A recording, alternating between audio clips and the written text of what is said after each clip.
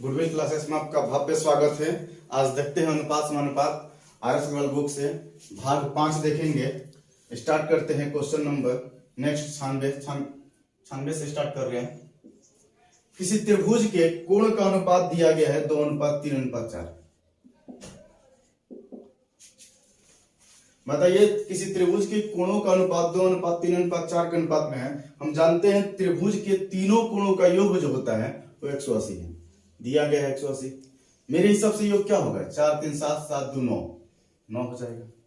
दिया गया बटा अपना गुना पूछा गया। पूछ क्या रहा है कि सबसे छोटे कोण का दुगुना यानी 2 का दुगुना कर देंगे 4 और दूसरे सबसे बड़े कोण का तिगुना यानी तितिगा 9 का योग क्या होगा तो 9 4 13 से गुना कर दिए 9 दूनी 18 13 दूनी 26 यानी आंसर हो जाएगा आपका 260।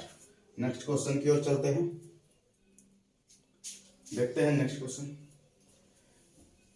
4 पात्रों में दूध और पानी का अनुपात दिया गया है 5:3, 2:1, 3:2 और 7:4 है।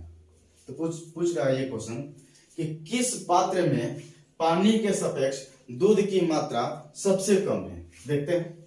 इसको लिख सकते हैं अगर दूध 5 है तो टोटल मिश्रण 8 और इसका अगर दूध 2 है तो टोटल मिश्रण 3। अगर इसका दूध जो है यहाँ पर देखिएगा इसका दूध 3 है तो टोटल मिश्रण 5।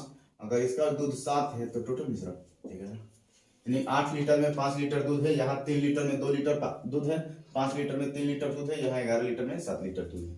चलिए देखते हैं सबसे कम कौन सा होगा। क्या इसको इस तरह से लिख सकते हैं 5 का 5 बड़ा छोटा देखने के लिए 8 में से 5 गया 3, 2 का 2, 3 में से 2 गया 1, 3 का 3, 3 में से 5 गया 2। यहाँ देखिए 7 का 7, 11 में 7 गया 4। यहाँ देखते हैं ये तो कम है ही नहीं 2 है इसका वैल्यू। यहाँ देखते हैं अगर इसको कटाते हम तो 1.6 आएगा। अगर इसको कटाते हैं तो 1.5 आएगा। अगर इसको कटाएंगे तो 1.7 आ जाएगा। तो सबसे कम किसमें दिख रहा है इसमें। ये किसका द्योतक है इसका। अर्थात कह सकते हैं 3:2 में पानी के सापेक्ष दूध की मात्रा जो है सबसे कम होगा तीसरे पात्र में। नेक्स्ट की ओर चलते हैं। देखिए नेक्स्ट क्वेश्चन। 60 लीटर मिश्रण में दूध और पानी का अनुपात 3:1 है दिया गया है। कह रहा है इसमें कितना पानी और मिला दिया जाए कि यह मिश्रण का अनुपात जो है 2:1 हो जाए। यहाँ एक बात समझिएगा सर, पानी हम मिला रहे हैं निश्चित तौर पर पानी बढ़ेगा लेकिन दूध नहीं मिला रहे हैं। दूध वैसा की वैसा रहेगा अर्थात दूध क्या होगा इक्वल होगा। दूध के साथ छेड़खानी नहीं कर रहे अर्थात दूध का दूध क्या होना चाहिए इक्वल होना चाहिए दोनों टर्म में। तो यहाँ दूध 3 है यहाँ दूध 2 है इक्वल कर देते हैं। इक्वल कब होगा जब यहाँ 2 से गुना कर देंगे यहाँ 3 से गुना कर देंगे। अगर गुना करते हैं तो नया रेशियो गेट होता है आपको 6:2 यहां से 3 दूनी 6:3। अब लगा दीजिए दिया गया बटा अपना इसका टोटल मिश्रण है 60 लीटर। मेरा टोटल मिश्रण 6 2 8 दिया गया बटा अपना गुने पूछा गया कितना पानी मिलाया जाए। पहले 2 था अब 3 हो गया। कितना मिला रहे हैं 1 कटा दीजिए 4 दूनी 8 15 चौके 60 2 से कटाएंगे यानी 7.5 लीटर पानी मिला देंगे तो दूध और पानी का अनुपात 2:1 हो जाएगा। नेक्स्ट क्वेश्चन की ओर चलते हैं। नेक्स्ट क्वेश्चन देखिए। एक 35 लीटर मिश्रण में दूध और पानी का अनुपात जो है 5:2 है। मिल्क और वाटर अनुपात दिया गया है 5:2। लगा देते हैं दिया गया बटा अपना इसका टोटल 35 लीटर मिश्रण है। अगर हम देखते हैं मिश्रण मेरा दूध और पानी मिलाकर तो 5 2 7 हो रहा है। दिया गया बटा अपना गुने पूछा गया। अगर मिल्क पूछ रहा होगा तो 5 से गुना कर देंगे 7 5 35 50 25 मिल्क 25 हो जाएगा। और पानी की बात करें तो पानी अगर पानी का वैल्यू ज्ञात करना होगा तो 2 से गुना कर देंगे 5 दूनी 10। क्वेश्चन में ये कह रहा है कि यदि इस मिश्रण में 5 लीटर दूध और मिला देते 5 लीटर दूध और मिला देते तो नए मिश्रण में दूध और पानी का अनुपात क्या होता। अब बताइए 5 लीटर दूध मिलाएंगे तो ये 25 था तो वो कितना जाएगा 30। लेकिन इसके साथ नहीं मिला रहे पानी कुछ भी नहीं मिला रहे तो 10 का 10 ही होगा। यानी नया अनुपात जो होगा वो 3:1 हो जाएगा। दूध और पानी का अनुपात 3:1। नेक्स्ट देखिए नेक्स्ट क्वेश्चन। 2 बर्तन है ए तथा बी में दूध और पानी का अनुपात जो है 5:3 तथा 2:3 है। इन दोनों मिश्रणों को किस अनुपात में मिलाया जाए ताकि नए मिश्रण में दूध और पानी का अनुपात 1:1 हो जाए, आधा दूध आधा पानी। चलिए देखते हैं। इसका टोटल मिश्रण 8, इसका टोटल मिश्रण 2, इसका टोटल मिश्रण 5। कुछ ऐसा मानते हैं सारे के सारे मिश्रण जो 8 से भी कट जाए, 2 से भी कट जाए और 5 से कट जाए। इसके लिए क्या करते हैं, एलसीएम ले लेते हैं, अर्थात 8, 2 और 5 का एलसीएम जो होगा वो 40 हो जाएगा।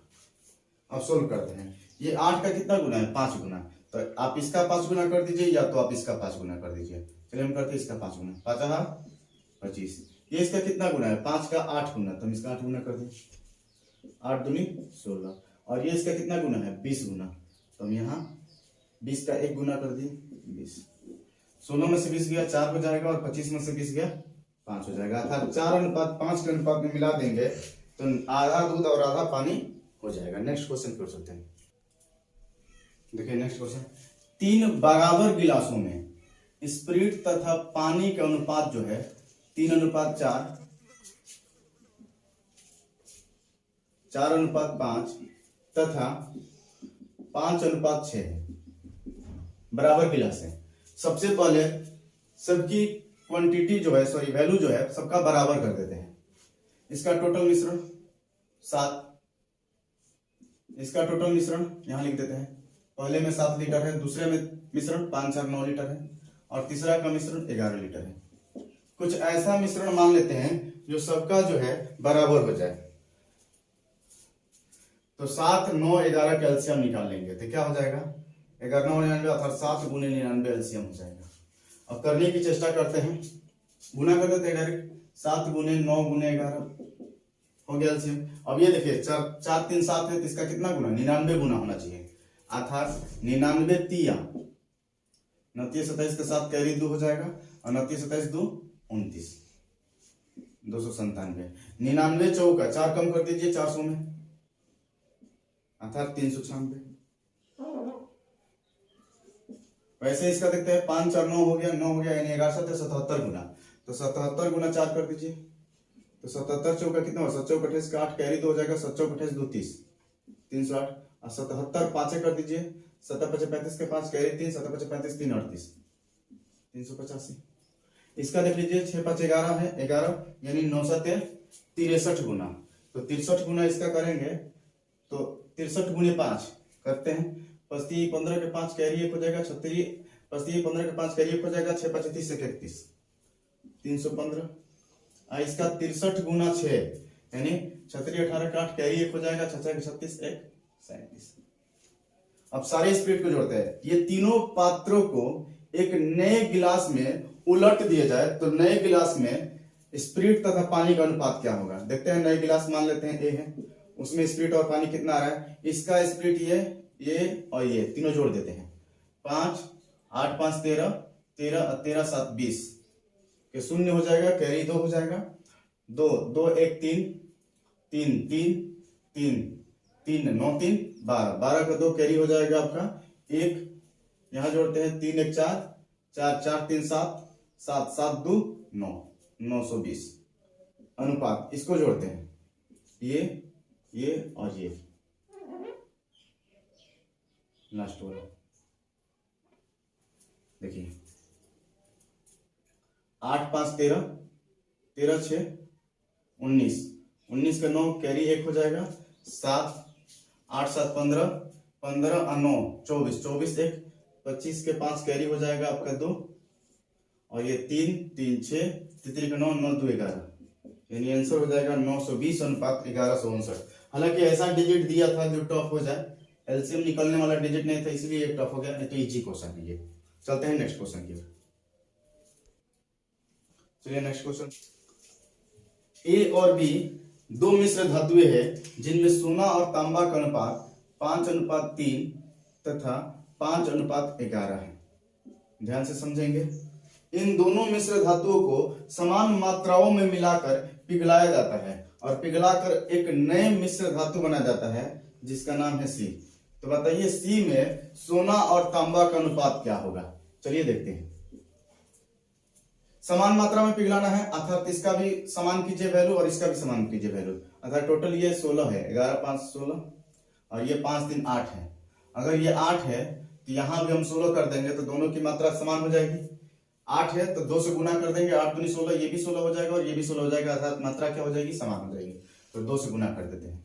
अगर 2 से गुना कर देंगे तो ये हो जाएगा 10 और ये हो जाएगा 6, ये भी 16 और ये भी 16, दोनों समान मात्रा हो गया। और दोनों को पिघलाकर एक तीसरी मिश्र धातु बनाई जाती है सी। तो सी में सोना और तांबा का अनुपात क्या होगा?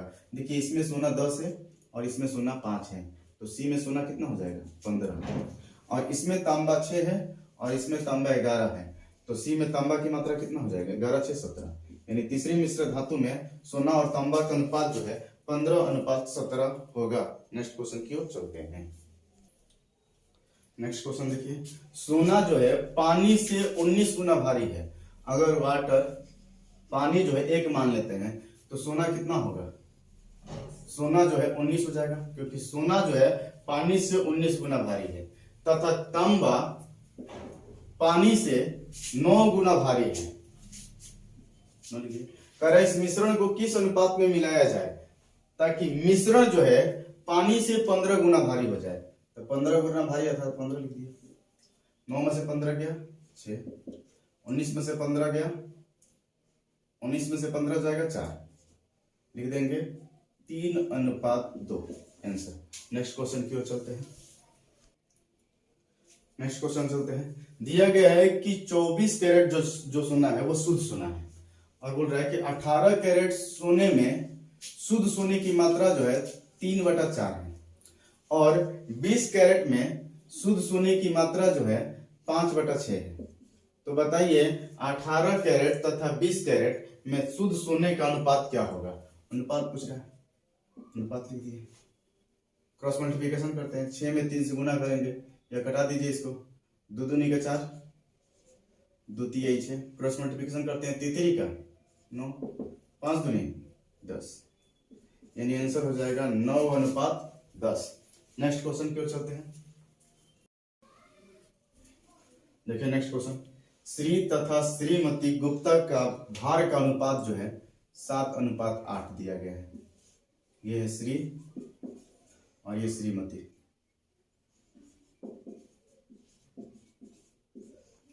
श्री और श्रीमती गुप्ता का भार का अनुपात 7:8 दिया गया है, और इनके भारों का कुल योग जो है 120 है। दिया गया प्रश्न में टोटल योग 120 है। मेरे हिसाब से अगर हम जोड़ते हैं योग तो 8 7 15 हो जा रहा है। दिया गया बट अपना गुने पूछा गया, अगर पूछते कि श्री का भार क्या होगा तो 7 से गुना कर देंगे, 15 8 120, 7 8 56, तो इनका 56 केजी होगा। तो श्रीमती का कितना हो जाएगा? अगर श्रीमती का निकालते तो 8 से गुना करते तो 8 है 64।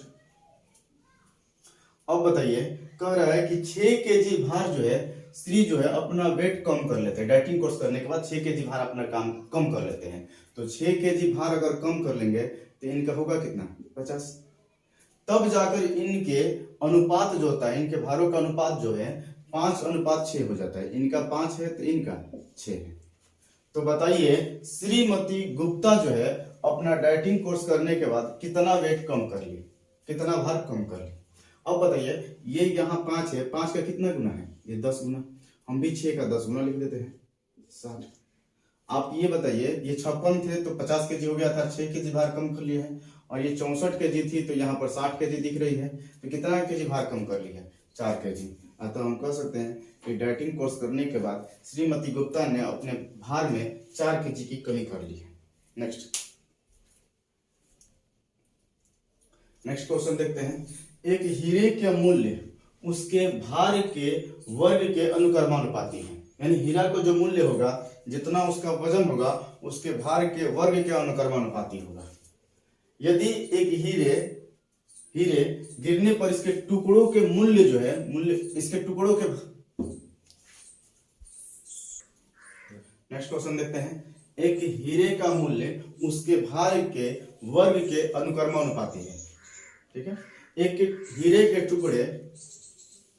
के टुकड़े इस प्रकार टूटा कि उसके भार जो है, उसके भार का अनुपात 1:2:3:1 4 के अनुपात में है। आप ये बताइए, टुकड़ा टूटने से पहले, हीरा टुकड़े टूटने से पहले ये टोटल कितने केजी का था? यूनिट में बताइएगा। 4 3 7 7 2 9 9 10, टोटल था 10। आखिर टोटल अगर 10 था तो इसका मूल्य होना चाहिए 10 10 या 100। और गिरने के बाद इसका मूल्य क्या हो जा रहा है? वर्ग है, इसका 1 का 1 हो जाएगा। इसका मूल्य इसका जो मूल्य होगा उसके भार के वर्ग का अनुक्रमानुपाती होगा। अर्थात इसका मूल्य 2 है, भार 2 है तो इसका मूल्य हो जाएगा 2 दूनी का 4, 3 है तो तितरी का 9, 4 है तो चौचौ का 16। अर्थात पहले हीरे का टुकड़ा जब नहीं गिरा था, गिरा तब उसका मूल्य था 100 रुपया, और गिरने के बाद मूल्य क्या हो गया? देखिए तो 16 9 25 25 4 29 29 31 30 रुपया। तो कह रहा है इस प्रकार उसे 7,000 रुपया की हानि होती है। प्रश्न में दिया गया 7,000 रुपया की हानि होती है। मेरे हिसाब से देखिए कितना हानि हो रही है। पहले 100 रुपया दाम था, अब हो गया गिरने के बाद इसका 30 रुपया। तो बताइए कितना की कमी आ गई, अर्थात कितना हानि हुआ? 70 रुपया दिया गया बट अपना गुणे पूछा गया। हीरे का वास्तविक मूल्य क्या होगा? वास्तविक मूल्य पूछ रहा है, इसलिए हम 100 से गुना करेंगे।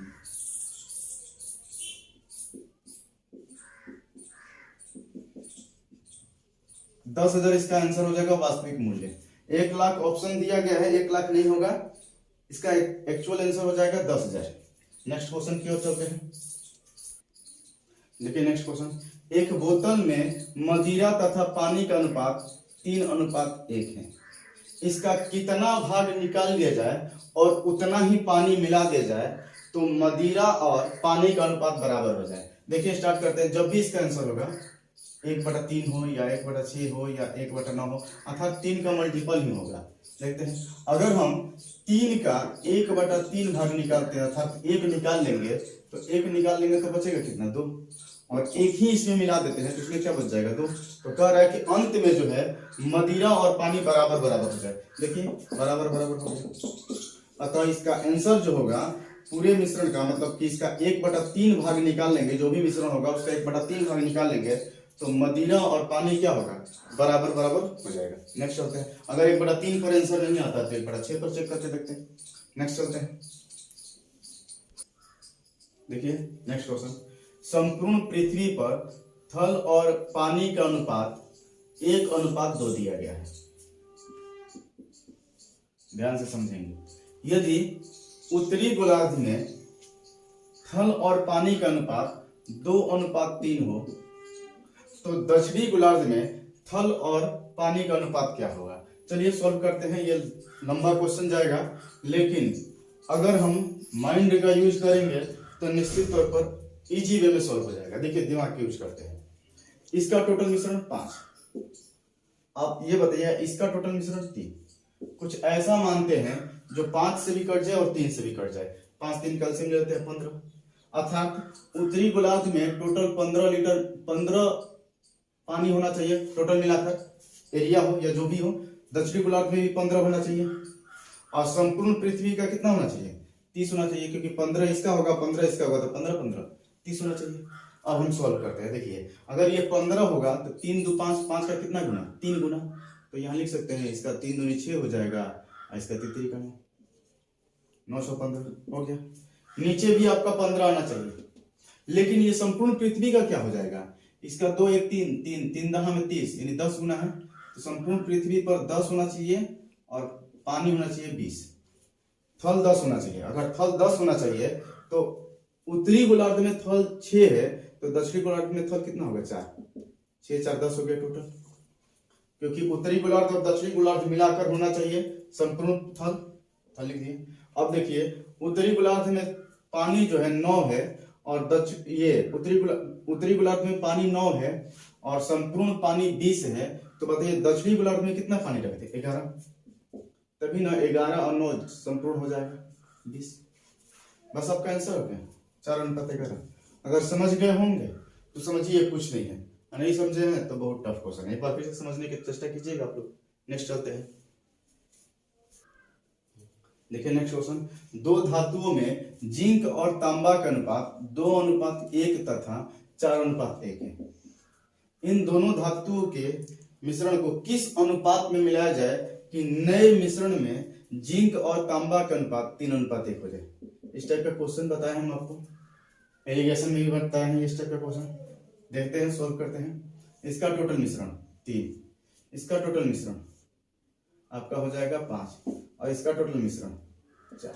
हम क्या करते हैं 3, 4, 5 कैल्शियम ले लेते हैं। कैल्शियम क्या हो जाएगा 60। अब बताइए 3 का कितना गुना 60 है 20 गुना, तो हम इसका 1 का 20 गुना लिख दिए 20। ये इसका कितना गुना 60 है 12 गुना, 12 5 60। लास्ट वाला पकड़े हैं हम भी, इसका लास्ट वाला पकड़ लेते हैं 12 लिख दिए। आप ये बताइए ये इसका कितना गुना है 15 चौका 60, 15 लिख दिए। 12 में से 15 गया 3 और 20 में से 15 गया 5, यानी 3:5 इसका आंसर हो जाएगा, जिंक और तांबा का अनुपात। नेक्स्ट क्वेश्चन की ओर चलते हैं। नेक्स्ट क्वेश्चन देखेंगे, एक धातु में तांबे तथा जिंक का अनुपात 9:4 का अनुपात में 24 केजी तांबा के साथ, दे रहा प्रश्न में 24 केजी तांबा है। मेरे हिसाब से तांबा कितना है 9 दिया गया बटा अपना गुने पूछा गया। पूछ क्या रहा है 24 केजी तांबे के साथ जिंक कितना पिघलाया जाए, तो जिंक की मात्रा क्या है 4 से गुना कर दिए, कटा दीजिए और 3 का 24 3 का 9 यानी 32/3 हो जाएगा। इसका आंसर हो जाएगा 10 सही 2/3, यानी 10 सही 2/3 जो है जिंक पिघलाया जाएगा। नेक्स्ट क्वेश्चन देखेंगे, धातु ए के 60 केजी के साथ तथा धातु बी के 100 केजी के साथ शीशे और टीन का अनुपात, यदि धातु ए में शीशा और टीन का अनुपात 3:2 तथा धातु बी में यह अनुपात 4:1 है, ये दोनों को मिलाया गया है, तो बताइए टीन की मात्रा क्या होगी। सॉल्व करते हैं। पहले मिश्र धातु में टीन देखते हैं, इसका टोटल 60 केजी, मेरा टोटल 3 2 5 दिया गया बटा अपना गुने पूछा गया। इसका टीन कितना हो जाएगा 2, 12 5 60 यानी 12 दूनी 24। कह सकते हैं टीन की मात्रा धातु ए में जो होगा वो 24। बी में देखते हैं कितना हो जाएगा, बी को देखते हैं, इसका टोटल 100, मेरा टोटल 5 दिया गया बटा अपना गुने पूछा गया। इसका टीन 1, 20 25 यानी इसका 20 केजी, यानी टीन का टोटल मात्रा कितना हो जाएगा 44 केजी। नेक्स्ट क्वेश्चन की ओर चलते हैं। नेक्स्ट क्वेश्चन देखिए, एक महाविद्यालय में कला, वाणिज्य तथा साइंस विज्ञान में छात्रों की संख्या का अनुपात दिया गया है 3:5:8 है। कह रहा है यदि कला में 20% छात्रों की वृद्धि कर दें, अगर 20% वृद्धि कर देंगे तो कितना हो जाएगा 120%, और वाणिज्य में 40% वृद्धि कर दें तो ये कितना हो जाएगा 140%, और साइंस में 25% की वृद्धि कर दी जाए छात्रों की संख्या में, तो अगर 25% की वृद्धि करेंगे तो ये 125% हो जाएगा। तब इसका छात्रों की संख्या का अनुपात क्या होगा, चलिए घटा देते हैं। परसेंटेज परसेंटेज परसेंटेज कट जाएगा, 5 से घटाइए, 5 से घटाते हैं 24 5 120, 5 से घटाते हैं 28 5 140, 5 से घटाते हैं 25 5 125। अब कटेगा किसी से, 4 से घटा लेते हैं, 4 6 24, 4 7 28, 4 दूनी 8, गुना करते हैं 36 18 अनुपात 7 5 35 अनुपात 25 दूनी 50, यानी कह सकते हैं वृद्धि करने के बाद 18 अनुपात 35 अनुपात 50 हो जाएगा। नेक्स्ट क्वेश्चन की ओर चलते हैं। देखिए नेक्स्ट क्वेश्चन, एक कॉलेज में आर्ट्स तथा कॉमर्स के छात्रों की संख्या का अनुपात 4:5 है। ध्यान से समझेंगे। कॉमर्स में 65 स्टूडेंट जैसे ही प्रवेश लेते हैं, 65 स्टूडेंट जैसे ही एंट्री करते हैं, प्रवेश करते हैं, तो यह अनुपात 8:11 हो जाता है। ध्यान से यहाँ पर एक बात समझना है, कॉमर्स में ना एंट्री ले रहे हैं, कॉमर्स में एंट्री ले रहे हैं 65 स्टूडेंट, आर्ट्स में तो नहीं ले रहे, अर्थात आर्ट्स का जो स्टूडेंट होंगे वो पहले जितना थे आज भी उतना होना चाहिए, अर्थात आर्ट्स का स्टूडेंट बराबर होना चाहिए, और कॉमर्स में एंट्री ले रहे हैं तो कॉमर्स का स्टूडेंट बढ़ना चाहिए। तो सबसे पहले इसको बराबर कीजिए, ये 8 है तो यहाँ भी 8 कीजिए, तो 8 करने के लिए निश्चित तौर पर हमको 2 से गुना करना पड़ेगा। 2 से गुना कर देंगे तो 4 दूनी 8 हो जाएगा, 5 दूनी 10 हो जाएगा। अब लगा दीजिए, दिया गया बटा अपना। इसका 65 स्टूडेंट एंट्री कर रहे हैं, प्रवेश ले रहे हैं। अगर हम देख रहे हैं कितना प्रवेश करते हैं, पहले 10 थे, अब हो गया 11, एक प्रवेश कर रहे हैं। तो दिया गया बटा अपना गुणे पूछा गया, पूछ रहा है कि आर्ट्स में कितने स्टूडेंट थे, कला में कुल कितने छात्र थे। कला में 8 है, 8 से गुना कर दिया, 65 8 है, गुना कर दिया, 8 करता है 27 52, 520। नेक्स्ट क्वेश्चन देखेंगे। 3 विद्यालय का नाम है ए, पहले विद्यालय, दूसरे विद्यालय बी और सी। इनके छात्रों की संख्या का अनुपात दिया गया है 5:4:7 है। कह रहा है विद्यालय ए में 20% अगर छात्र की वृद्धि कर दे तो 20% वृद्धि करेंगे तो 120 हो जाएगा। और विद्यालय बी में जो है 25% छात्रों की वृद्धि कर दे, इसकी छात्र की संख्या 125% हो जाएगा। और विद्यालय सी में छात्र की संख्या में 20% की वृद्धि कर दे तो 120 हो जाएगा। तो नया अनुपात क्या होगा वृद्धि करने के बाद? चलिए कटाते हैं, परसेंटेज कट गया, 5 से कटाते हैं, 24 5 120, 25 5 125, और इसको कटाते हैं 24 5 120, 4 से कटाते हैं, 4 6 का 24, 4 ये 4 कम 4 कट जाएगा और 4 6 का 24। अब गुना कर देते हैं, 6 5 30, यहाँ 25 और यहाँ 7 4 42, यानी नया अनुपात जो होगा 30:25:42 होगा। नेक्स्ट क्वेश्चन की ओर चलते हैं। नेक्स्ट क्वेश्चन, 3 संख्याओं का अनुपात 3:4:5 के अनुपात में। पहली संख्या है, दूसरी संख्या और तीसरी संख्या है। इसका अनुपात दिया गया है 3:4:5 के अनुपात में है। प्रश्न में क्या कर रहा है? पहली संख्या तथा तीसरी संख्या का योग, पहली संख्या 3 और तीसरी संख्या 5, इनका योग 8 हो जाएगा। दूसरी संख्या से 52 अधिक है। प्रश्न में दे रहा है उसका दूसरी संख्या से 52 अधिक है। हम देख रहे हैं दूसरी संख्या से ये कितना अधिक है? 4 अधिक है। दिया गया बट अपना गुणे पूछा गया। पूछ क्या रहा है इस बात पर ध्यान देंगे। अगर पूछ रहा है पहली संख्या पूछ रहा है तो 3 से गुना कर देंगे, क्या हो जाएगा? 13 चौके 52, 33 39। अगर आपसे पूछ रहा है दूसरी संख्या क्या होगा तो 4 से गुना कर देंगे, यहाँ 4 लिख देते। पहली संख्या हो गया, दूसरी संख्या पूछ रहा है तो 4 से गुना कर देंगे, 13 चौका 52। अगर आपसे तीसरी संख्या पूछ रहा है तो तीसरी संख्या के लिए हम किससे गुना कर देंगे? 5 से, तो 13 5 65 हो जाएगा, यहाँ 5 रख देते हैं। चलिए नेक्स्ट क्वेश्चन की ओर चलते हैं। नेक्स्ट देखेंगे क्वेश्चन, 2 संख्याएं 3:4 के अनुपात में है। प्रत्येक संख्या में 6 की वृद्धि करने पर, प्रत्येक संख्या में 6 की वृद्धि कर रहे हैं तो यह अनुपात जो है 4:5 हो जाती है। 4:5 लिख दिए। प्रश्न में दिया गया प्रत्येक संख्या में 6 की वृद्धि करें। हम कितना प्रत्येक संख्या में वृद्धि करें? 3 था 4 हो गया, 1 की वृद्धि, यहाँ 4 था 5 हो गया, 1 की वृद्धि। दिया गया बटा अपना गुणे पूछा गया। पूछ रहा संख्याओं में अंतर क्या होगा? अंतर कितना का है? 1 का है, 1 से गुना कर दिया, अर्थात आंसर हो जाएगा 6। नेक्स्ट क्वेश्चन की ओर चलते हैं।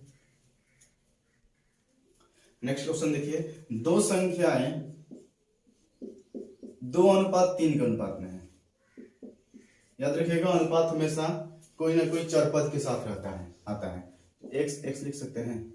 ठीक है, इन संख्याओं का गुणनफल 96 है। अगर गुणनफल 96 है तो हम भी गुना कर दिए, 96 लिख दिए। अब बताइए 3 दूनी 6, 6x² बराबर 96 हो जाएगा। इससे कटा दिए 16 हो जाएगा। x² बराबर 16 तो x बराबर 4। तो क्या पूछ रहा? इन संख्याओं का योगफल क्या होगा? अगर योगफल की बात करें, योगफल तो यानी यहाँ प्लस दे देते तो क्या हो जाता है? 3 2 5, 5x, अर्थात 5 गुना x का वैल्यू रख दिए 4, 20 आंसर हो जाएगा। नेक्स्ट क्वेश्चन की ओर चलते हैं। 3 संख्याएं ABC इस प्रकार है, ध्यान दीजिएगा। ABC इस प्रकार है कि पहली ए संख्या माने पहली संख्या का दुगना, a का दुगना b के 3 गुने के बराबर है। a का दुगना b के 3 गुने के बराबर है। अगर हम a अनुपात b के यहाँ पर बात करें तो क्या हो जाएगा? a का वैल्यू हो जाएगा 3 और b का वैल्यू हो जाएगा 2। फिर कह रहा है b का 4 गुना, समझिएगा, b का 4 गुना और सी के 5 गुने के बराबर है। यहाँ पर अगर हम देख रहे हैं बी की वैल्यू, तो बी की वैल्यू हो गया मेरा कितना 5। देख लीजिए कैसे, बी का वैल्यू 5, सी का वैल्यू 4। अब इसका रेशियो पहले निकाल दीजिए। 5 तियाई 15, 5 दूनी 10, 4 दूनी 8।